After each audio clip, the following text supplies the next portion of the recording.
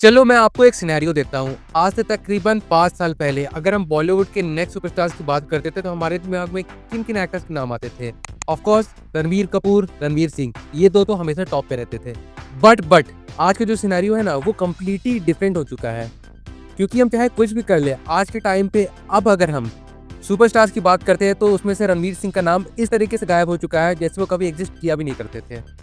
और जिस तरीके से उन्होंने अपना नाम बॉलीवुड में बहुत बड़ा बनाया था, आज के वक्त पे वो धीरे-धीरे करके फेड होते जा रहा है।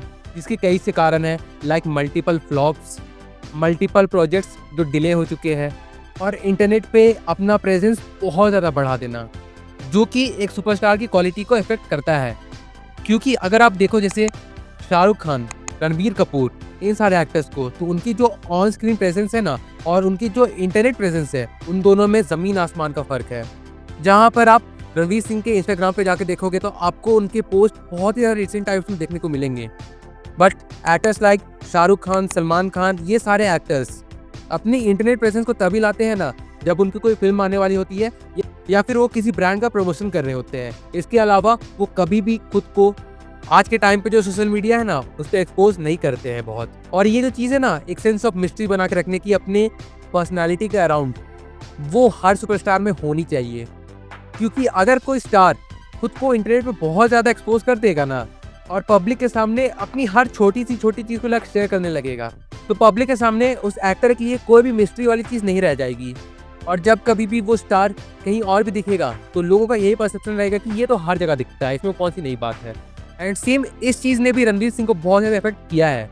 और उनकी फिल्में पोस्ट लॉकडाउन, जैसे सबसे पहले होगी 83 जो कि लॉकडाउन से पहले रिलीज होने वाली थी और जिस फिल्म के अराउंड हाइप भी बहुत ज़्यादा बनी हुई थी कि ये फिल्म क्रिकेट पे बेस्ड है और हम सब जानते हैं कि इंडिया में क्रिकेट का कितना बड़ा फैन बेस है। तो ये अनुमान लगाया जा रहा था कि ये फिल्म बहुत बड़ी हिट साबित होने वाली है, ये फिल्म जब भी रिलीज होगी तब। लेकिन जब ये फिल्म रिलीज हुई और जिस तरह के कलेक्शन इस मूवी को देखने को मिले ना, उससे तो इस फिल्म का जो बजट है ना वो भी रिकवर नहीं हो पाया। और हाँ, अगर मेरा पर्सनल ओपिनियन जानना चाहो इस मूवी के रिगार्डिंग तो मैं यही बोलूँगा कि इंटरवल तक ये फिल्म बहुत अच्छी थी, लिटरल बहुत ज़्यादा ही अच्छी थी। बट इंटरवल के बाद ये फिल्म पूरी तरीके से फ्लैट हो गई थी। क्योंकि जिस तरीके के इमोशन हमें इंटरवल में फील करवाए गए थे ना, उस चीज़ को ये फिल्म आगे कंटिन्यू नहीं कर पाई थी। और इसलिए भी इस फिल्म का सेकेंड हाफ मेरे लिए और मेरे तरह बहुत सारे लोगों के लिए डिसअपॉइंटिंग था। बट ऐसा नहीं है कि ये फिल्म बहुत ज़्यादा फालतू थी, बट इन्हीं कई कारणों के चलते ये फिल्म फ्लॉप हुई थी बॉक्स ऑफिस पर। फिर इनकी अगली फिल्म आई जैसे जयेश भाई जोरदार, जो कि अगेन एक मेगा डिजास्टर बनी। क्योंकि ये फिल्म कब आई, क्यों बनी, इस बारे में किसी को कुछ भी नहीं पता। वेल कोई नहीं, लाइफ में फेलियर सक्सेस तो चलते रहता है। और साल 2022 तो ऐसा साल था कि उस वक्त बॉलीवुड की मैक्सिमम फिल्में फ्लॉप हो रही थी और सिर्फ गिनी चुनी ही फिल्में थी जो चल रही थी। और इसी के बीच फाइनली रणवीर सिंह की एक और फिल्म आने वाली थी रोहित शेट्टी के साथ, सर्कस। और हम जानते हैं कि रोहित शेट्टी किस तरीके से मास ऑडियंस की पल्स को जानते हैं और रणवीर सिंह के साथ तो उन्होंने सिम्बा में भी काम किया था। तो ज़्यादा उम्मीद तो यही लगाई जा रही थी कि ये फिल्म एक हिट साबित होगी। बट जब ये फिल्म रिलीज हुई तो डिफाइंग ऑल दी ऑड्स ये फिल्म अगेन एक मेगा डिजास्टर बन के सामने आई। इसमें इसकी poor writing, over the top acting, भद्दे से भद्दे डायलॉग्स और वाहियात से वाहियात कैरेक्टर्स, इन सब ने इस फिल्म को डुबाने में अपना जमकर कंट्रीब्यूशन दिया। वेल इन सब के बीच ही एक रूमर उड़ रही थी कि रणवीर सिंह अपनी अगली फिल्म संजय लीला बंसाली के साथ लाने वाले हैं बैजू बावरा। बट उस मूवी के लिए जितना बजट चाहिए था ना संजय लीला बंसाली को, वो कोई भी कॉर्पोरेट हाउस नहीं दे रहा था। फिर इन्हीं कारणों के चलते ये फिल्म भी बंद हो गई। बट इसके बाद आई उनकी फिल्म रॉकी रानी की प्रेम कहानी, जो कि यस एक ठीक ठाक फिल्म थी और बॉक्स ऑफिस पे ये फिल्म हिट भी साबित हुई। और जहां लग रहा था कि चलो अब फाइनली रणवीर सिंह का कमबैक हो गया है, अब आगे आने वाली उनकी जितनी भी फिल्में हैं वो फाइनलाइज हो जाएगी।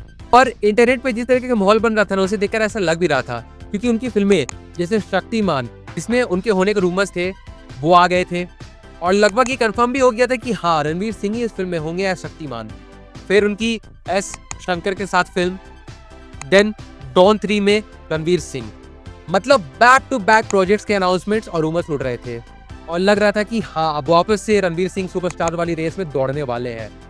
कि आउट ऑफ नोवेयर ये सारी फिल्में धीरे धीरे चाहे तो शेल्व्ड, चाहे तो डिले या फिर पूरी तरीके से बंद हो गई।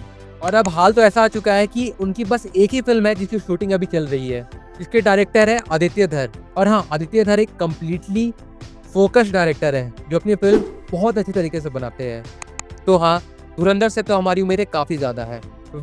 लेकिन इसके अलावा जितनी भी फिल्में थी ना, वो उन्हें बॉक्स ऑफिस पे वापस से स्टैब्लिश करवा सकती थी, बट ऐसा कुछ हुआ नहीं।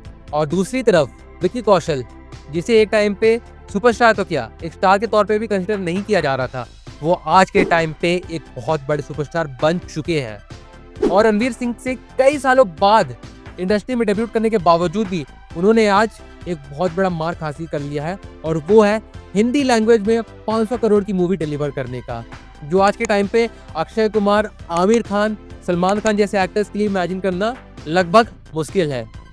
और अगर देखने जाओ ना, तो ये चीज़ें ज़्यादा हैरान भी करती है, क्योंकि एक्टिंग में दोनों एक दूसरे के आसपास ही आते हैं। ऐसा नहीं है कि रणवीर सिंह बहुत ही ज़्यादा अच्छे एक्टर है विकी कौशल से, या फिर विकी कौशल उतने अच्छे एक्टर नहीं है one compare to Ranveer Singh, बिल्कुल भी ऐसा नहीं है। बट हाँ, जो इंटरनेट प्रेजेंस वाली चीज़ है ना, वो रणवीर सिंह के केस में ज़्यादा है और विकी कौशल के केस में कम है, क्योंकि वो भी ज़्यादातर अपना प्रेजेंस इंटरनेट पे तभी दिखाते हैं ना जब उनकी फिल्में आने वाली होती है। या मे भी ऐसा भी हो सकता है कि रणवीर सिंह समझ चुके हैं कि अगर उन्हें एक सुपरस्टार बनना है तो बॉक्स ऑफिस के साथ साथ आज के टाइम पे सोशल मीडिया पे भी अपनी पर्सनैलिटी बदलनी पड़ेगी।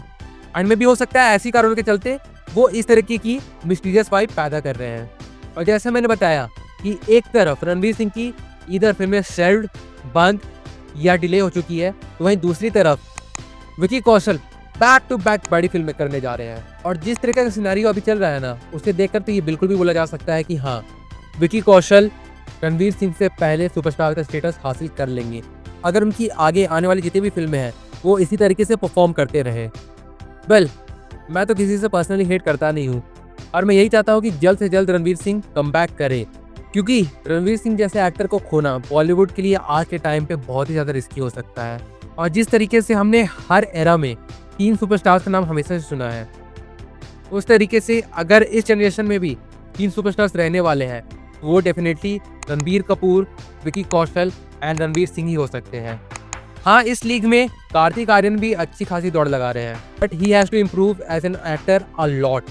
इसलिए अभी भी जो ज़्यादा उम्मीद है ना, वो रणवीर सिंह से ही है।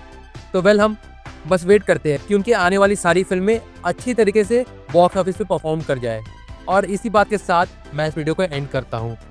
अगर आपने यहाँ तक वीडियो देखा है और इस टॉपिक से आप भी अपना कुछ पॉइंट ऑफ व्यू रखते हैं, तो उसे कमेंट सेक्शन में ज़रूर से लिखें। मैं ज़रूर से जानना चाहता हूँ कि इस बारे में डेफिनेटली आपका क्या कहना है। और फिर बाकी चलिए मिलते हैं बहुत जल्द एक और नए वीडियो के साथ। तब तक के लिए बाय।